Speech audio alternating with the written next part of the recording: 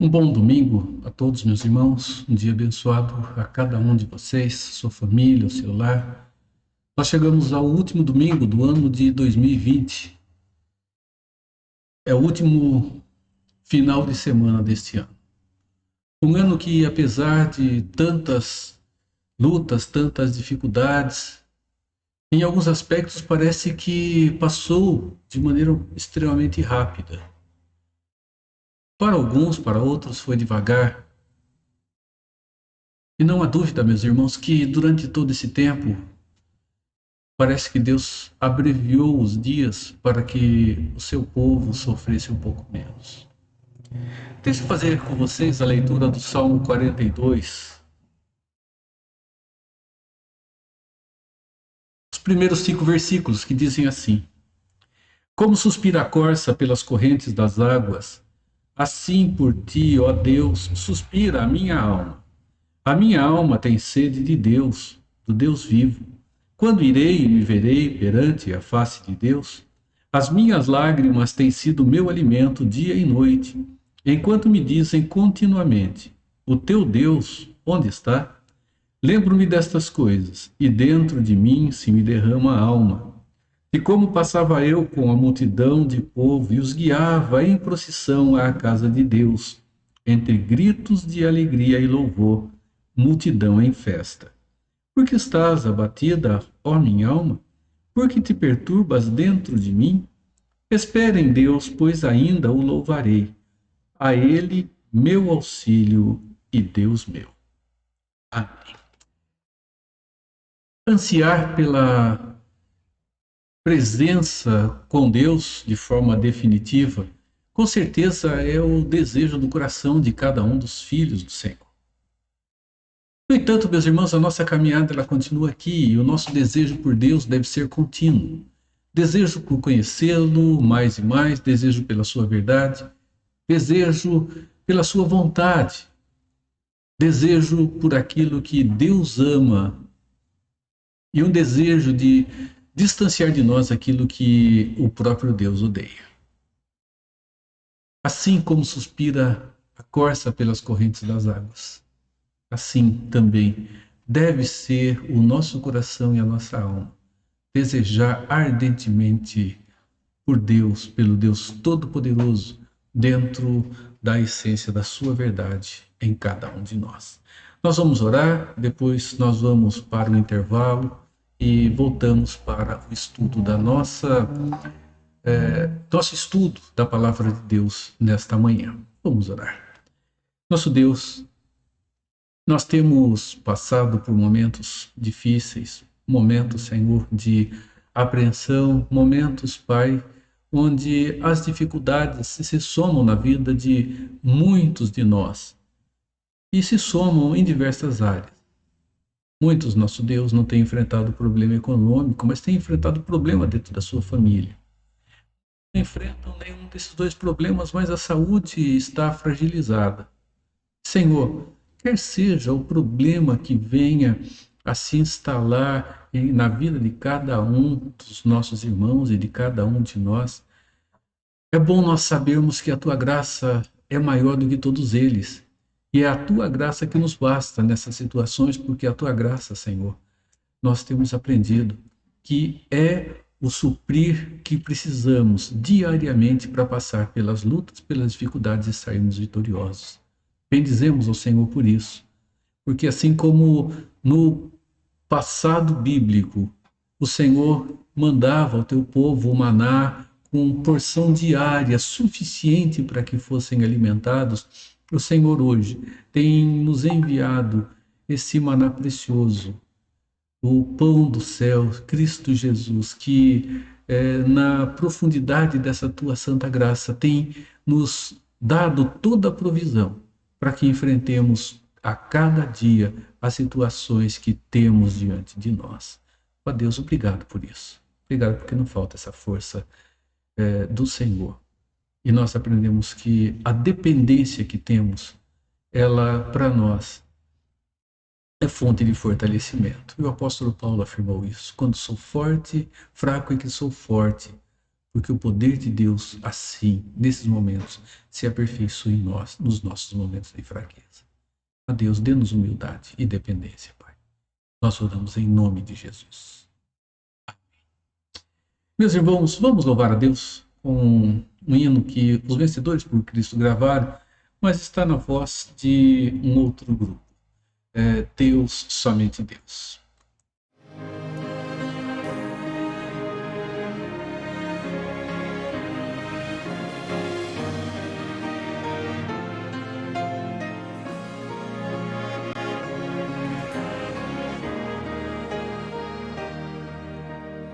Deus, somente Deus, cuida de mim aonde quer que eu vá.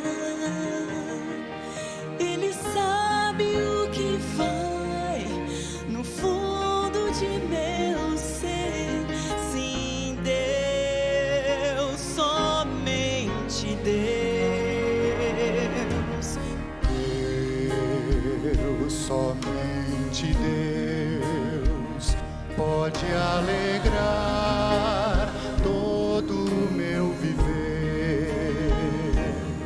Se em caminhos maus eu andar, Ele sempre ajudará, me guiando com amor.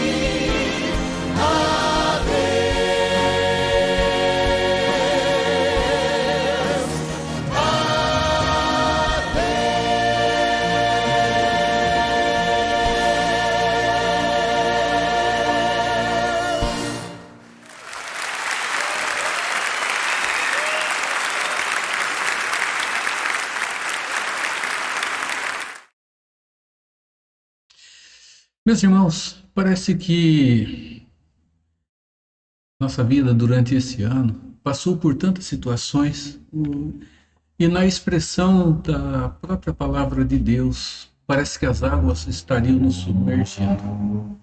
Foram lutas, foram situações, foram momentos difíceis.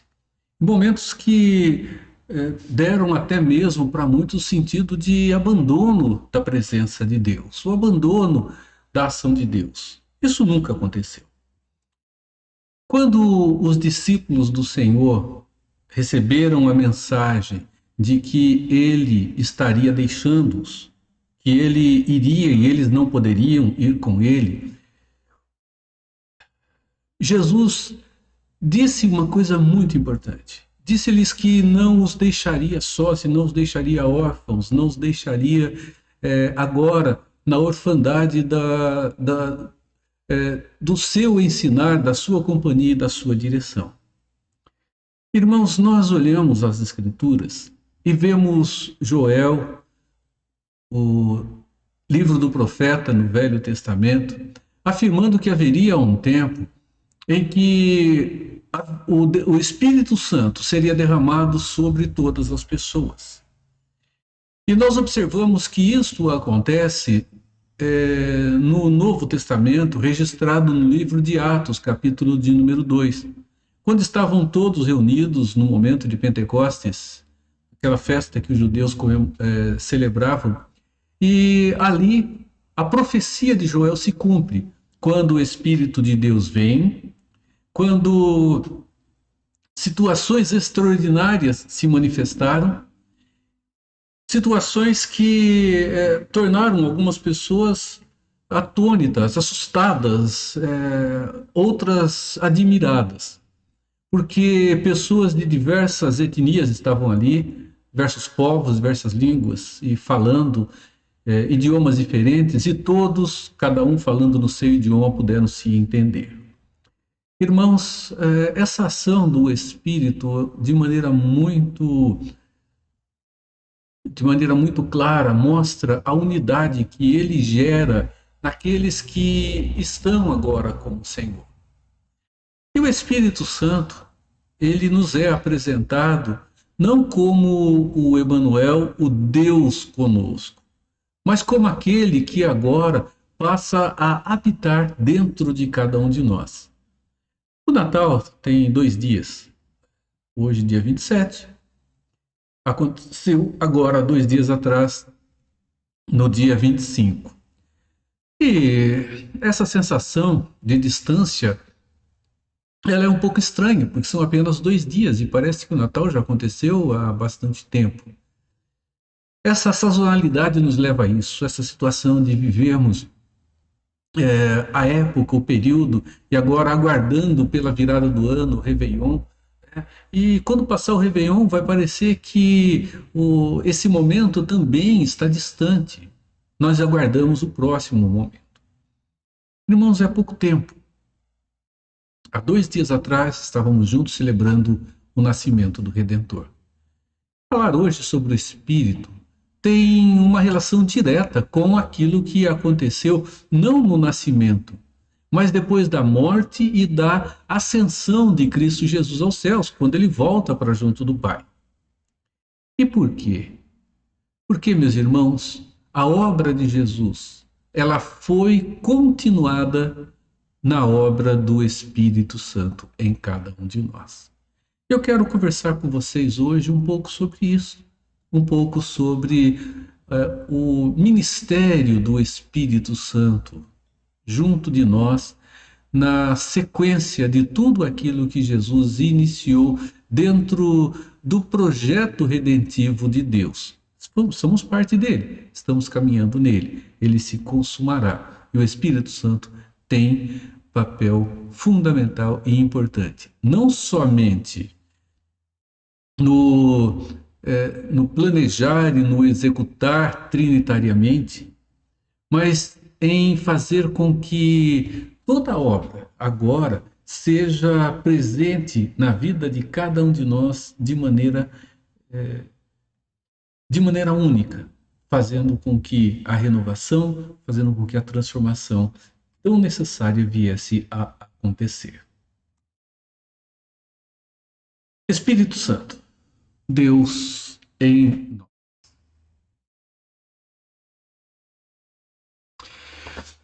As Escrituras chamam o Espírito Santo de Deus Consolador. E são palavras que nós encontramos ditas pelo próprio Senhor Jesus. Vejam só. João 14, de 14 a 18. Jesus diz: Se pedirdes alguma coisa em meu nome, eu o farei. Se me amais, guardareis os meus mandamentos. E eu rogarei ao Pai, e ele vos dará outro Consolador, a fim de que esteja para sempre convosco. O Espírito da verdade, que o mundo não pode receber, porque não o vê, nem o conhece.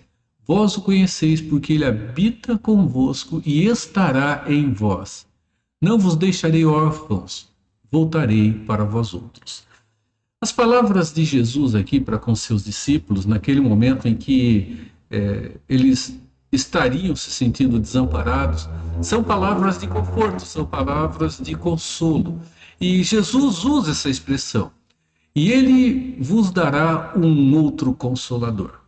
Jesus, ele se mostra, ele se revela como aquele que traria o consolo, que traria o conforto que era tão necessário para a vida daqueles que eram seus discípulos. A palavra consolador, meus irmãos, ela tem uma expressão muito forte, muito segura e muito precisa. Nós usamos muito essa expressão, essa palavra, quando encontramos pessoas que perderam alguma coisa, ou perderam alguém, ou se veem desamparadas. E se diz que ali essas pessoas precisam ser consoladas. Consolo nada mais representa do que ser a força para a pessoa continuar a caminhada da sua vida, para continuar a vencer, a lutar contra os desafios que tem pela frente, a enfrentar as situações que dia após dia se vê desafiada. Jesus, ele era a força para os seus discípulos, era aquele que dava a eles a condição para, enfim, enfrentar essa nova empreitada que estava diante deles, um desafio tremendo, porque esses homens abandonaram a sua vida em direção a uma nova. Então, eles precisavam de força, de consolo, eles precisavam de segurança, eles precisavam de esperança. E Jesus disse que ele estaria indo para um lugar, eles não poderiam ir, e isso lhes daria, com certeza, insegurança e instabilidade. Então, Jesus lhes afirma que estaria com eles de uma outra forma, e que eles não seriam desamparados, porque um outro Consolador seria enviado e estaria com eles.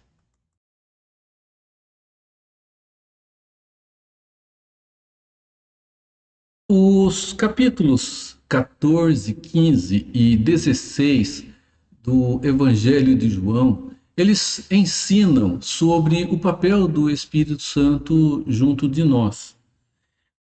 No entanto, meus irmãos, nós não vamos, nesses capítulos, ter esgotados todos os ensinos sobre a pessoa do Espírito Santo, sobre a sua ação, mas vamos ter uma descrição do papel, da missão do Espírito Santo junto de nós, depois que Jesus voltou para junto do Pai. Se nós formos estudar toda a ação do Espírito Santo, toda a sua relação ministerial, nós temos que abordar também a ação do Espírito no Velho Testamento, na criação, na consumação, em todos esses momentos, mas não é o propósito. O propósito aqui do próprio Jesus era ensinar os discípulos sobre o momento que eles estavam vivendo, sobre o que eles teriam que viver depois, e onde eles encontrariam a condição e a força para fazer tudo aquilo que seria necessário. Então vejam, João 14, 15, 16 nos falam sobre isso. E Jesus ali está prometendo um outro Consolador, um outro ajudador, um outro fortalecedor que não os abandonaria nunca, que estaria sempre junto deles. As palavras de Jesus são essas: e eu rogarei ao Pai, e ele vos dará outro Consolador, a fim de que esteja sempre para convosco o Espírito da verdade que o mundo não pôde receber, porque não o vê, nem o conhece. Vós o conheceis, porque ele habita convosco e estará em vós. Ele estará para sempre convosco. Esta é a promessa de Jesus aos seus discípulos. A missão do Espírito Santo, que vê-se profetizada em Joel e cumprida em Atos de número 2, e depois nós vamos observar o desenvolvimento dessa relação de missão, dessa relação de propósito do Espírito Santo entre nós, passo a passo, né? Até que nós vemos nas próprias Escrituras, com segurança, a presença definitiva do Espírito junto de nós, não apenas numa situação em que ministerialmente estivéssemos fazendo alguma coisa, ele poderia sair, mas assegurando-nos toda a ação salvadora de Cristo em nossos corações. Então, a missão do Espírito Santo, ela é uma missão de consolo, de conforto e de ajuda. E por quê? Porque hoje somos os discípulos de Jesus. Então, a missão dele, junto dos discípulos do Senhor, é de consolar, é o de trazer conforto e de ajudá-los, ou ajudar-nos dentro da nossa vida com o Senhor. Então, como missão, o Espírito Santo, ele ajudaria os discípulos do Senhor a se lembrar de tudo aquilo que Jesus havia ensinado e a entender aquilo que Jesus havia dito. Quando Jesus estava com os discípulos, pessoalmente ele explicava, ele dava explicação, ele falava a respeito, ele tornava claro o seu ensino. Agora ele não estaria mais presente. Quem é que fará, então, o papel do intérprete das verdades do Rei? A pessoa do Espírito Santo. O apóstolo Paulo diz isso, que as verdades espirituais só podem ser discernidas espiritualmente, ou seja, elas só podem ser discernidas pela ação do Espírito no coração de alguém. Não é por raciocínio lógico, não é por conhecimento, não é por religiosidade. E o apóstolo Paulo disse isso. Quando ele fala sobre a salvação através da cruz, ele diz que para o judeu foi um escândalo tremendo. E para o grego foi uma coisa maluca, porque racionalmente não se consegue entender isso. Não se consegue discernir essa verdade. Religiosamente, é difícil ser aceita. Por isso é preciso, meus irmãos, a ação do Espírito, para que as mudanças, a novidade de vida, ela faça sentido em nossas vidas.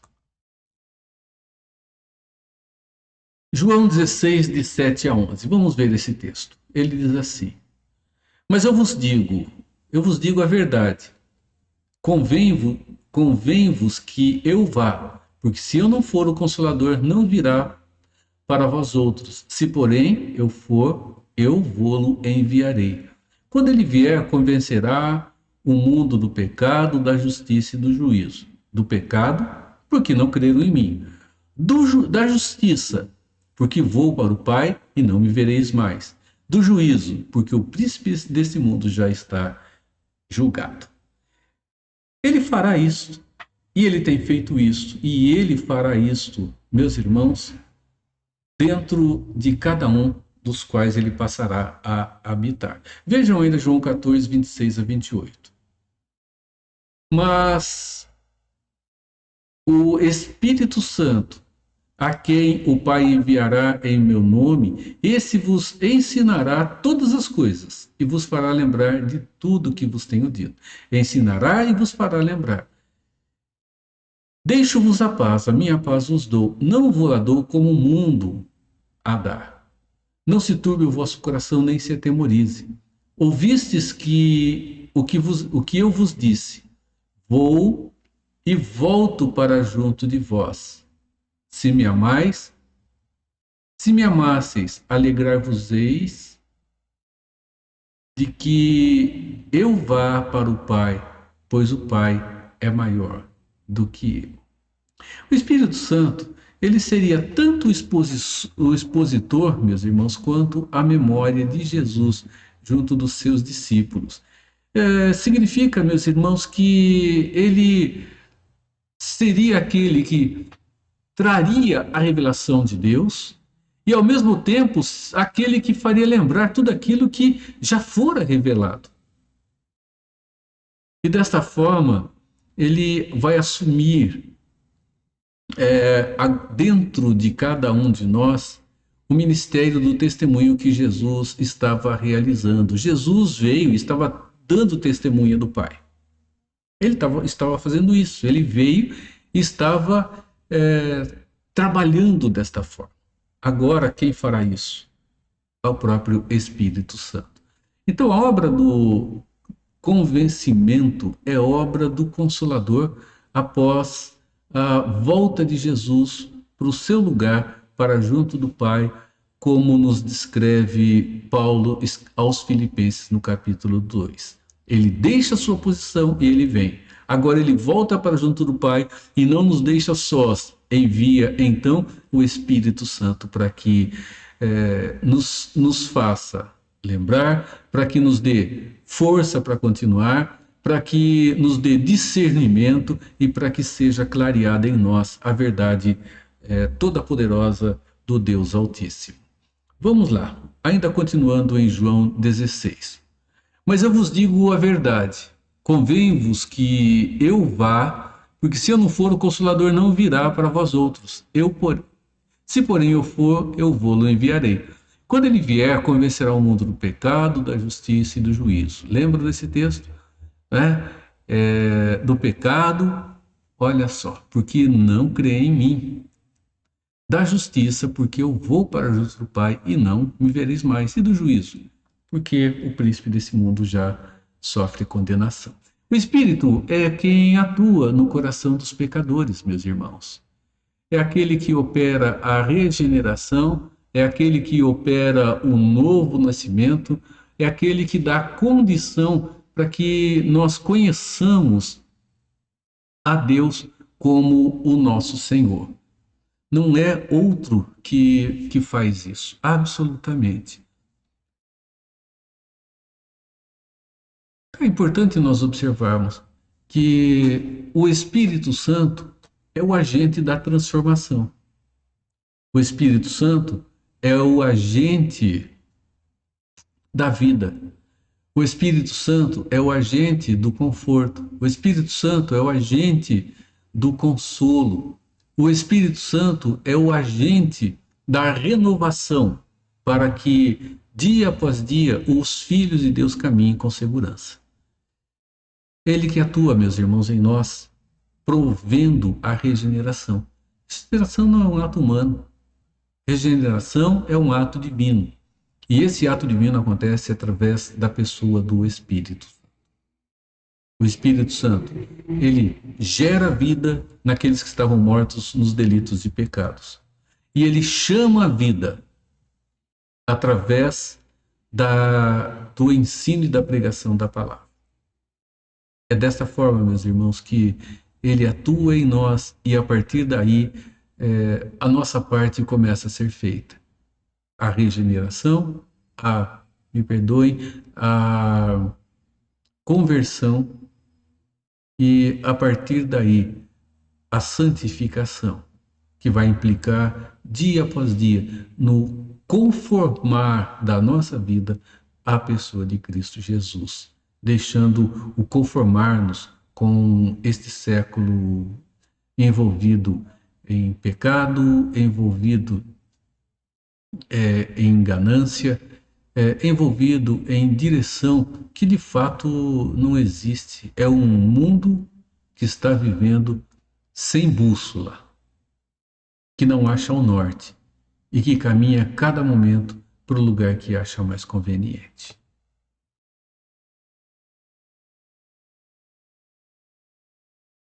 Primeiros Coríntios 12, 3. O texto diz assim: por isso vos faço compreender que ninguém que fala pelo Espírito de Deus afirma anátema Jesus.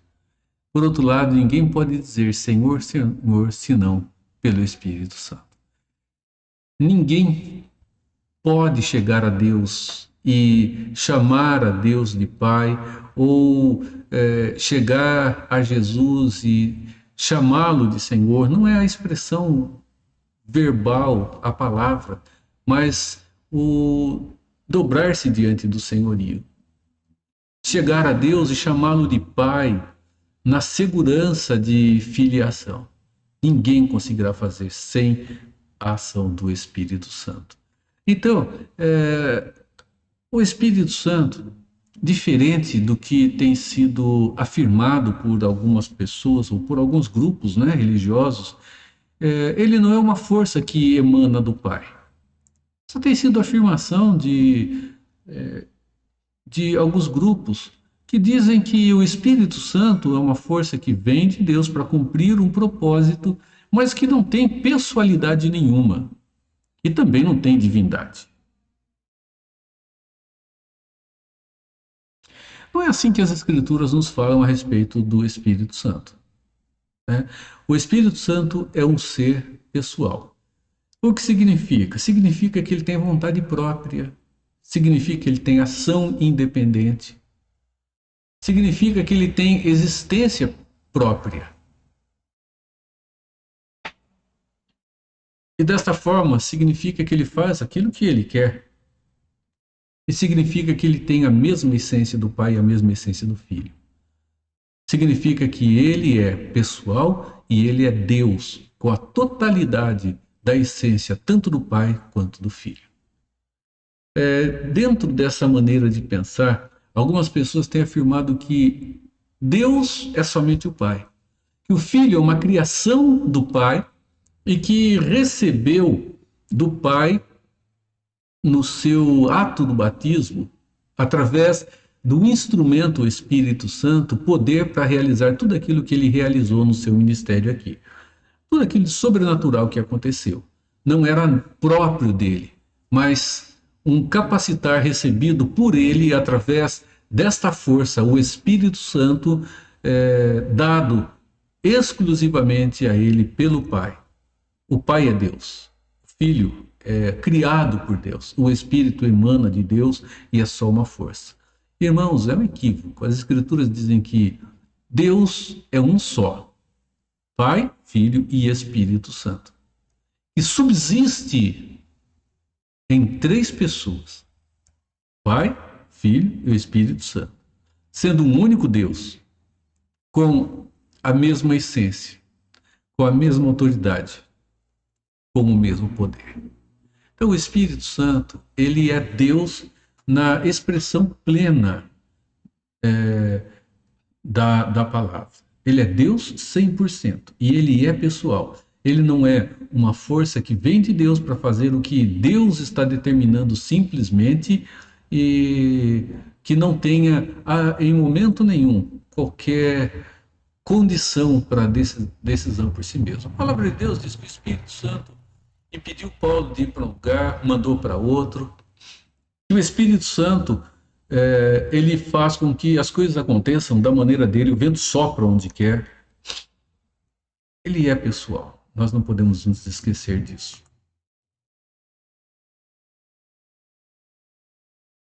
No processo da redenção ou da salvação, olha só que interessante. O Espírito Santo não tem o propósito de atrair atenção para si mesmo. Jesus, é interessante que Jesus ele não estava atraindo atenção para si. Assim como o Espírito não atrai também a atenção para si mesmo.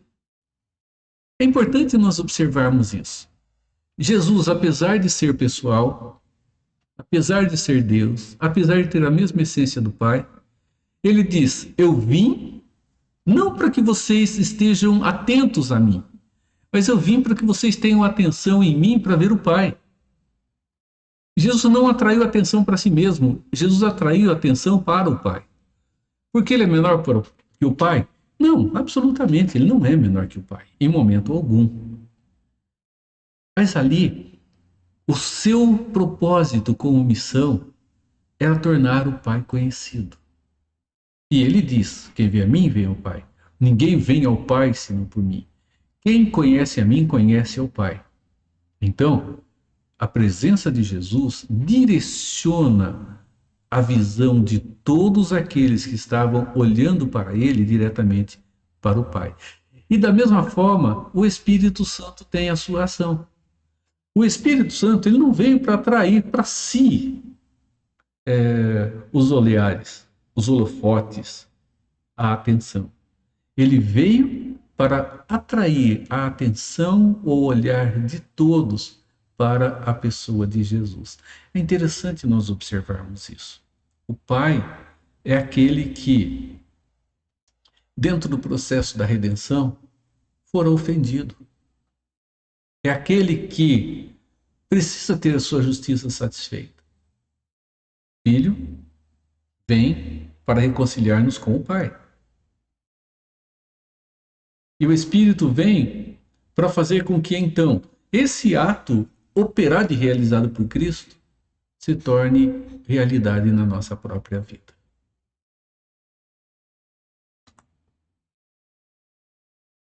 Ele age em função da obra realizada por Jesus Cristo. O papel do Espírito Santo, o papel do Paráclito, o papel do Consolador consiste em aumentar a nossa comunhão com Jesus. É tornar Jesus conhecido de nós e aumentar a nossa comunhão com Ele. Porque nosso acesso ao Pai acontece exclusivamente através da pessoa de Jesus Cristo. Então, segundo as Escrituras, nós observamos alguns aspectos da pessoa de Jesus, do Espírito Santo. Ela nos fala algumas coisas, fala-nos, define-nos aquilo que é necessário sabermos a respeito da terceira pessoa da divindade. Mas nós vamos aqui trazer alguns aspectos apenas, 3 aspectos para nos ajudar dentro da compreensão da ação ministerial do Espírito junto de nós. Lembrando que a presença de Jesus trouxe luz ao mundo. E essa luz, para brilhar em nós, ela tem a necessidade da ação do Espírito. Então vejam. Primeiro, o Espírito Santo é o nosso grande companheiro em nossa caminhada de santificação. Nós observamos todo o processo da redenção de Deus. Então vamos lá lembrar desse processo. Deus, na eternidade passada, ele então decide ter um povo para si. Ele, então, escolhe esse povo dentre aqueles que haveriam de desobedecer. Estamos falando aqui da onisciência de Deus, estamos falando aqui de propriedades que para nós são difíceis de serem compreendidas, elas são conhecidas por nós. Mas lá, antes mesmo de ter criado e antes mesmo do pecado acontecer, Deus estava escolhendo pessoas dentre os pecadores para estar consigo. No entanto, não poderia acontecer isto sem que a sua justiça fosse satisfeita. E ele nos deixa claro isto quando ele entra em acordo conosco lá no jardim, no Éden, através de Adão. Não comam, se comerem, morrerão. Aquele pacto, aquela aliança. Então, toda a humanidade caiu ali e toda a humanidade pecou. Então, dentre toda a humanidade que está em pecado, Deus decidiu escolher um grupo, um povo exclusivamente para si. Mas para sua justiça ser satisfeita, a dívida teria que ser paga. Não temos como pagar, somente Deus tinha condição para isso. Então o próprio Deus, ele se torna o justo e o justificador. Ele é o justo porque ele tem que exercer justiça e ele é o justificador porque ele paga a dívida. Então dessa forma, Jesus ele se torna aquele que veio para pagar a dívida. E interessante é que isto já acontece lá atrás, mesmo sem ter sido consumado esse ato. Porque todos aqueles, antes da morte de Jesus, terem sido salvos, ou que foram salvos, meus irmãos, pela fé, crendo na obra redentora de Jesus, crendo no que ele faria. Então, lá no Velho Testamento, Noé, Abraão, Isaac, Jacó, Elias, Eliseu, os profetas, Ruth, nós observamos todas aquelas pessoas que foram salvas em detrimento da justificação operada por Cristo na cruz, pagando a dívida de todos os escolhidos. Então, esta justificação, esse ato objetivo, ele acontece lá atrás, já no acordo feito entre Pai, Filho e Espírito Santo, que passa a aplicar essa redenção na vida daqueles que foram escolhidos, no crédito daquele ato de Jesus Cristo na cruz. Alguns afirmam que a cruz ela antecede a própria criação, porque lá atrás, no pacto da redenção, nós vemos já a ação redentora se desenvolvendo, se consumando e se consolidando através de Jesus Cristo.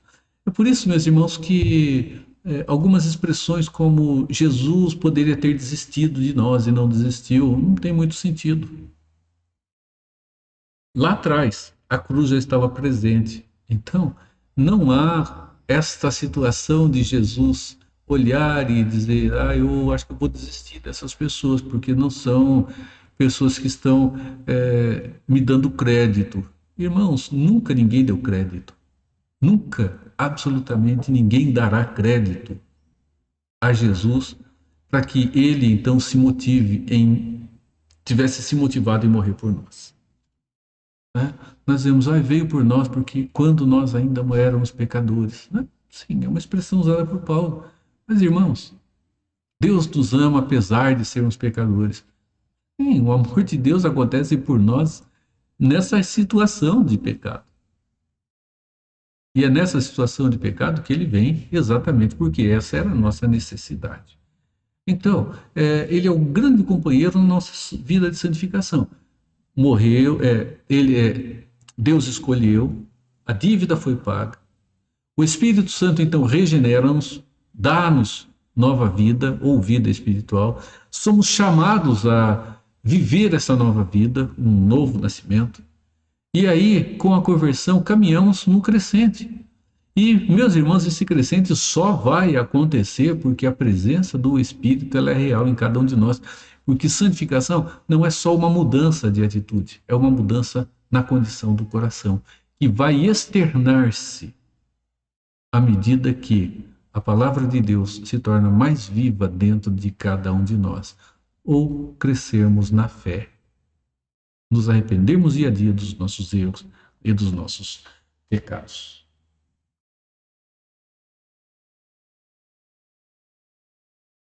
Vamos ver 1 Coríntios 1, 30 e 31. Ele diz o seguinte: mas vós sois dele, em Cristo Jesus, o qual se nos tornou da parte de Deus sabedoria, justiça, santificação e redenção, para que, como está escrito, aquele que se gloria, glorie-se no Senhor. O alvo da nossa vida é de nos tornarmos mais parecidos com a pessoa de Cristo a cada dia. Esse é o alvo da nossa existência. Então, segundo Hebreus, ser santo significa andar sempre em direção à pessoa de Jesus Cristo como modelo pessoal de cada um de nós. Vamos ver esse texto. Olhando aqui para Pedro agora. Portanto, para isso mesmo fosse chamados, pois que também Cristo sofreu em nosso lugar, deixando-vos exemplo para seguirdes os seus passos, o qual não cometeu pecado, nem dolo algum se achou em sua boca. Ser santo, meus irmãos, é andar, é viver, é pensar, é sentir como Jesus viveu e como Jesus sentiu. Vejam, aquele que diz que permanece nele, isso também deve andar como ele andou. A santificação é obra do Espírito em nós. É o próprio Deus operando em nossos corações. E esse Deus é o Deus Espírito Santo, para produzir em nós aquilo que Paulo diz aos Gálatas, o fruto do Espírito. Fruto que é gerado, meus irmãos, pelo Espírito em nós. Alegria, paz, longanimidade, bondade, domínio próprio, mansidão. Né? E ele diz, não há lei contra isso. Então, as Escrituras, elas nos afirmam que é o Espírito que produz isso em nós para exercermos a nossa caminhada de vida, nos assemelhando mais à pessoa de Cristo Jesus, no exercício das habilidades que Deus nos deu. E Deus nos dá habilidades para nos relacionarmos com pessoas. Como vamos nos relacionar bem com pessoas, irmãos, se nós não tivermos mansidão, humildade, domínio próprio? Como é que vamos nos doar às pessoas dentro do dom que Deus nos concedeu, se não for dessa forma? Ser santificado significa deixar-se guiar pelo Espírito Santo e andar nele. Se deixar guiar. É interessante isso, né? Porque parece que o Espírito Santo, quando ele age, ele força-nos. Não é o que as Escrituras dizem. Ela diz que nós podemos resistir à ação do Espírito em nós. E que podemos entristecer o Espírito que está em nossa própria vida. Então, nós precisamos deixar-nos guiar por ele. Ele vai nos orientar, vai nos guiar, mas podem ter certeza, ele não vai nos arrastar por um caminho que nós não queiramos ir.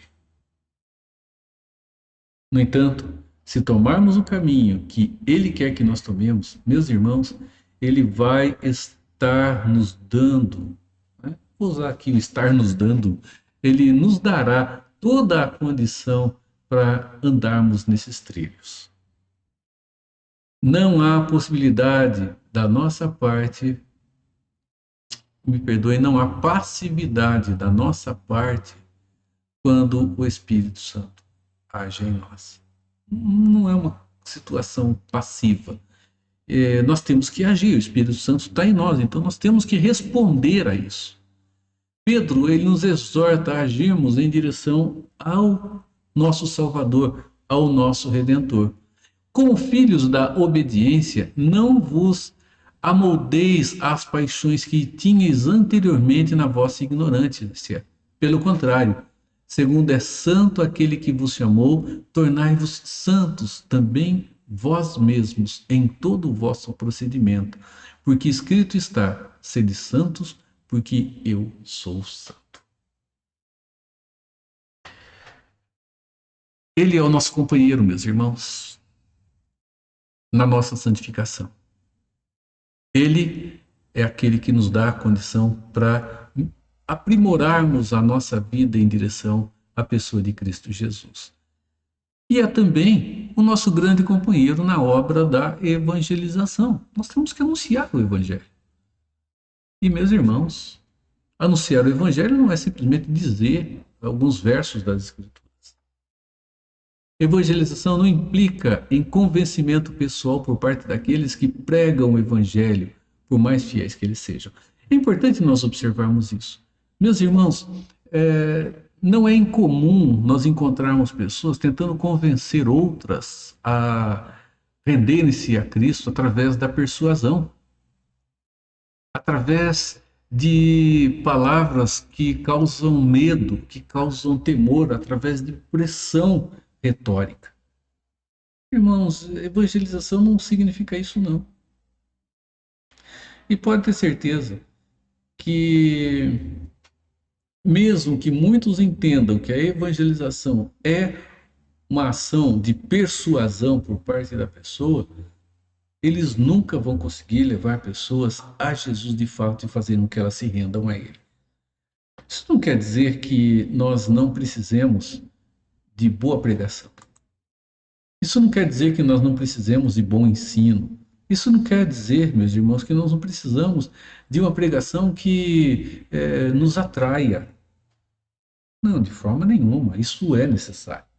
Né? Terrível a gente estar diante de alguém que fala e não nos causa um atrair de atenção. Apesar que quando nós queremos o conteúdo, nós deixamos de lado até mesmo a retórica, por mais difícil que ela seja. Mas não é a retórica, meus irmãos, que vai fazer com que haja mudança em nossa vida. Isso pode acontecer aí dentro dos estudos motivacionais, né? Motivar a pessoa através de palavras empolgantes. As palavras empolgantes, meus irmãos, vão ser nada mais, nada menos do que dar corda por algum tempo. É mais ou menos assim, é como os antigos relógios de corda que muitos nem conhecem. Dentro dele havia uma corda que, quando se pressionava ali, a cabecinha que fazia o ajuste da hora, ela era contraída.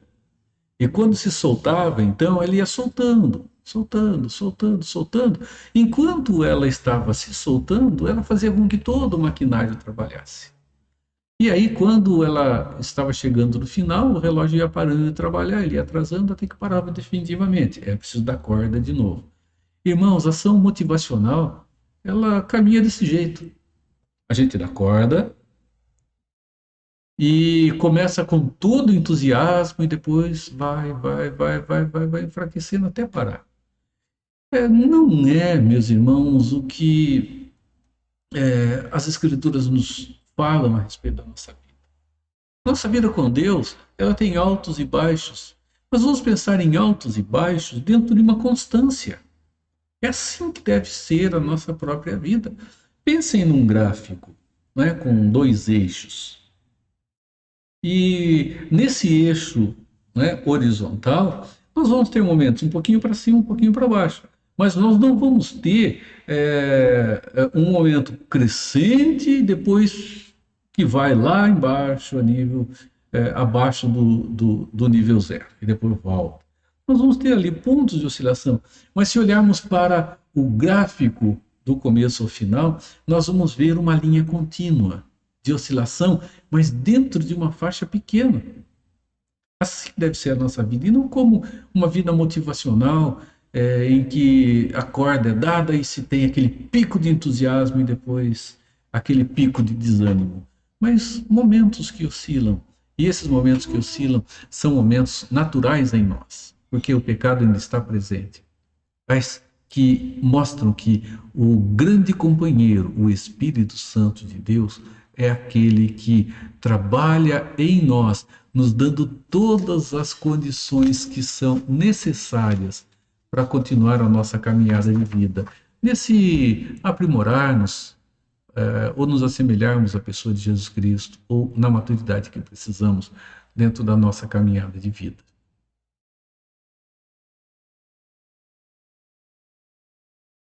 Então não há e nunca houve qualquer mérito salvífico no que espalha a Sagrada Semente. Nunca houve. E se não acontecer a ação do Espírito Santo, podem ter certeza, não haveria nenhuma semente germinando. Salvação nunca aconteceria. Somente, meus irmãos, pelo Espírito de Deus que essa transformação pode acontecer. E uma coisa que é importante, por mais simples que seja a pregação da palavra de Deus, sendo ela verdadeira, o Espírito Santo, ele transformará vidas através delas. Nunca nos esqueçamos que o pecado, ele cega-nos para que nós não enxerguemos a verdade de Deus.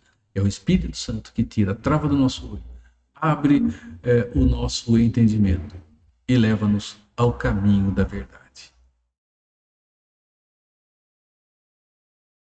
Mas se o nosso evangelho ainda está encoberto, é para os que se perdem que está encoberto, nos quais o Deus desse século cegou o entendimento dos incrédulos, para que lhes não resplandeça a luz do evangelho da glória de Cristo, o qual é a imagem de Deus. Somente o Espírito Santo pode abrir os olhos de alguém para a verdade do evangelho, meus irmãos.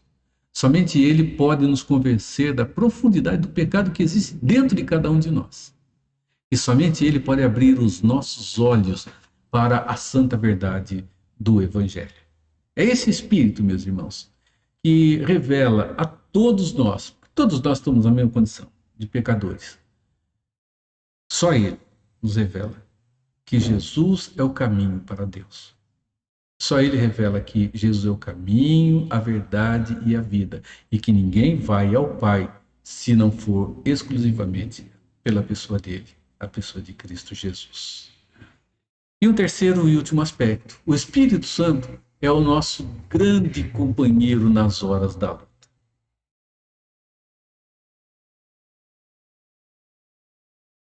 Quando nós ouvimos o Prisma cantando Deus, somente Deus, ele, no começo desse cântico muito bonito, diz que Deus, somente Deus, criou o mundo e o que neles há, é o que caminha conosco, sustenta-nos e nos dá condição para andarmos no meio dessas lutas e tribulação. Assim como o salmista no Salmo 42 nos afirma, né? Por que estás abatida, ó minha alma? Por que te perturbas dentro de mim? Eu ainda louvarei. Irmãos, essa expressão de louvor, ela só acontece porque temos esse grande companheiro caminhando conosco. E isso é importante. Jesus disse: eu não vou deixar vocês sozinhos, não os deixarei órfãos, vou voltar. Mas enquanto isso não acontecer, eu vou pedir ao Pai e Ele vai enviar o Espírito Santo. Eu preciso ir para que Ele venha, para dar continuidade. E Ele é o nosso grande companheiro nessas horas mais difíceis. Se não fosse por Ele, nós, irmãos, com certeza desfaleceríamos. Não há dúvida alguma disso. João 15, de 20 a 24.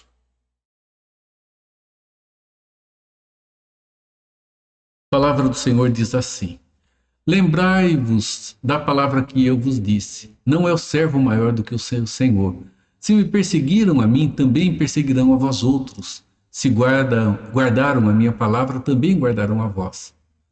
Tudo isso, porém, vos farão por causa do meu nome, porquanto não conhecem aquele que me enviou. Se eu não viera, nem lhes houvera falado, pecado não teriam, mas agora não tem desculpa do seu pecado. Quem me odeia, odeia também a meu Pai. Se eu não tivesse feito entre eles tais obras, quais nenhum outro fez, pecado não teriam. Mas agora não somente têm eles visto, mas também têm odiado tanto a mim quanto a meu Pai.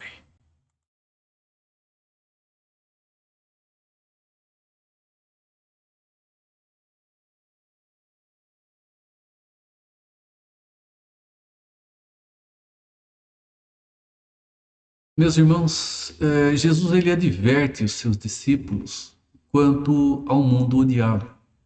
E ele adverte os seus discípulos, ele chama a atenção deles.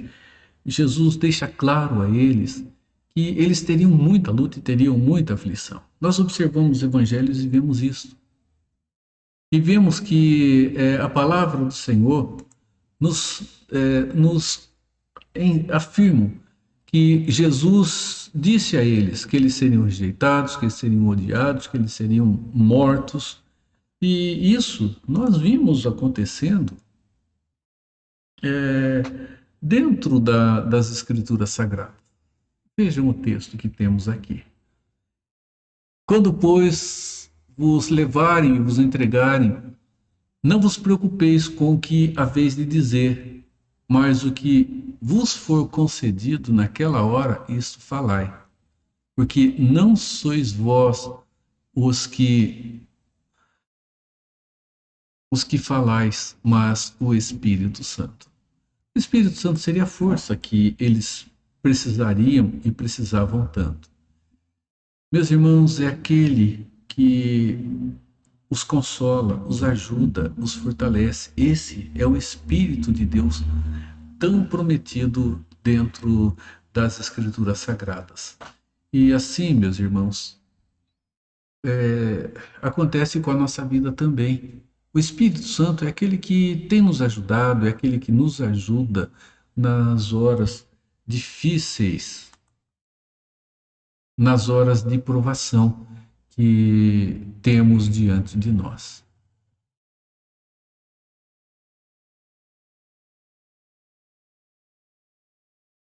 Romanos 8, 26 e 27. Também o Espírito, semelhantemente, nos assiste em nossa fraqueza, porque não sabemos orar como convém, mas o mesmo Espírito intercede por nós sobremaneira, com gemidos inexprimíveis.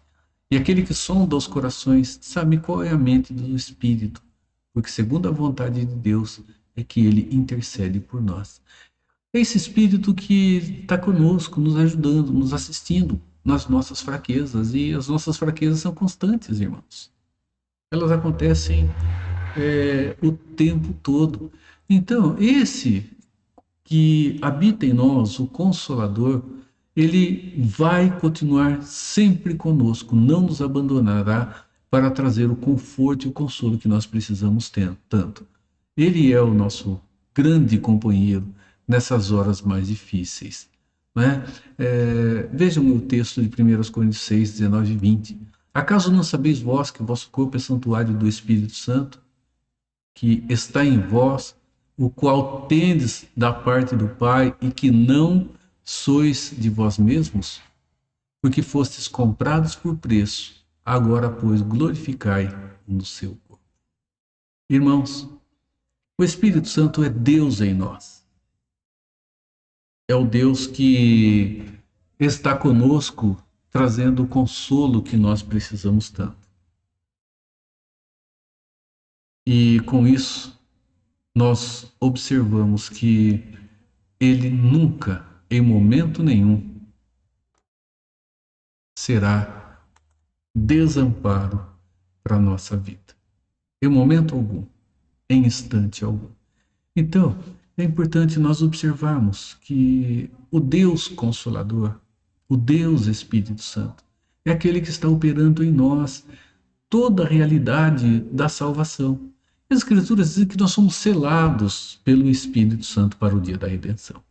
Significa, meus irmãos, que o Espírito Santo é aquele que garante que a salvação, ela é em nós um pacote que está lacrado e que será entregue nas mãos de Jesus no dia em que ele voltar.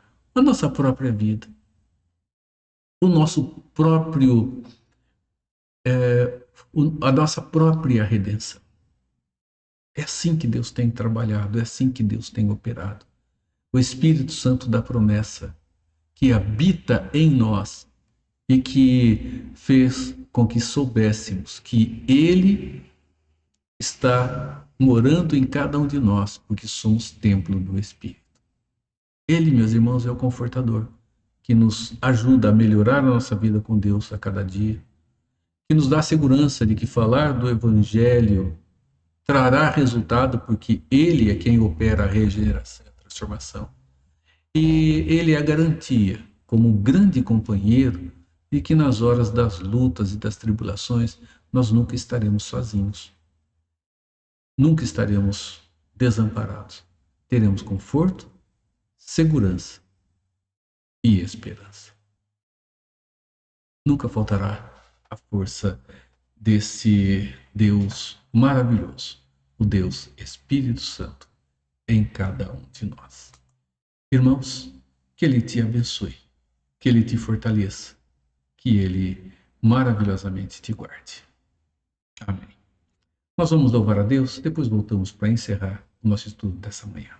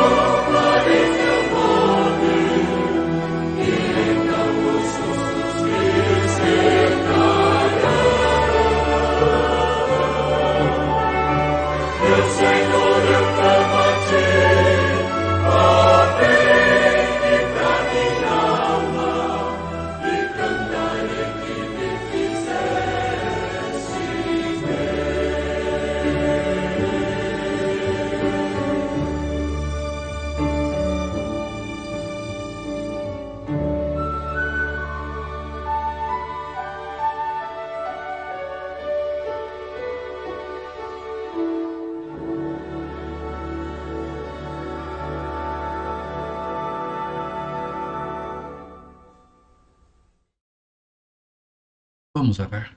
Nosso Deus, obrigado, Senhor, porque nós não estamos sós.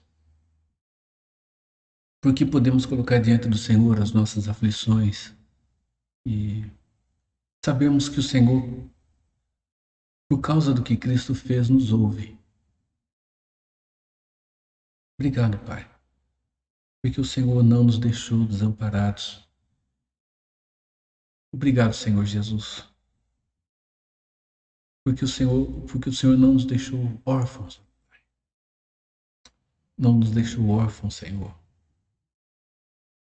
Enviou-nos o Espírito que está conosco, está dentro de nós, faz morada em nós, que tem sido a grande direção para a nossa vida. E que tem sido, em muitos momentos, incômodo para nós, porque trilhamos caminhos que não são os teus caminhos, Pai. Pensamentos que não são os teus pensamentos, vontade que não é a tua vontade. E o teu Espírito tem trabalhado em nós, tem nos dado clarear de nova direção. Te louvamos por isso, Senhor. Obrigado.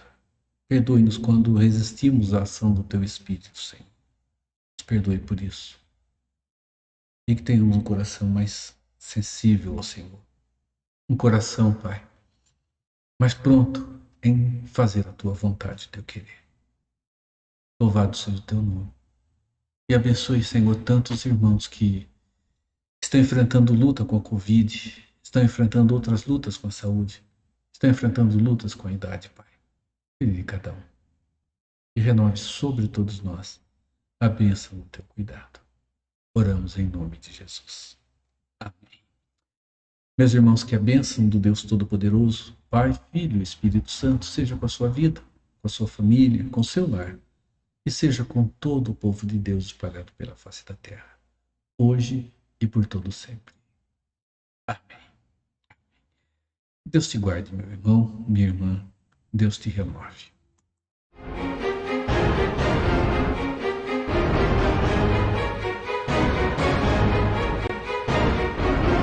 Palavra da Verdade. A exposição bíblica com Hernandes Dias Lopes. A ansiedade é o medo do futuro. É o medo do que está por vir.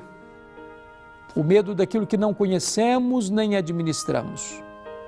Há pessoas que não vivem hoje, preocupados com o que pode acontecer amanhã. A preocupação não ajuda você a enfrentar o futuro. A preocupação drena suas energias hoje, tornando você mais vulnerável, mais fraco e mais incrédulo, porque incredulidade é o grande sintoma da ansiedade. Por que eu fico ansioso? Porque eu tenho medo de que Deus não seja suficientemente bom e poderoso para cuidar de mim. Coloque a sua ansiedade aos pés de Jesus e viva feliz no dia de hoje.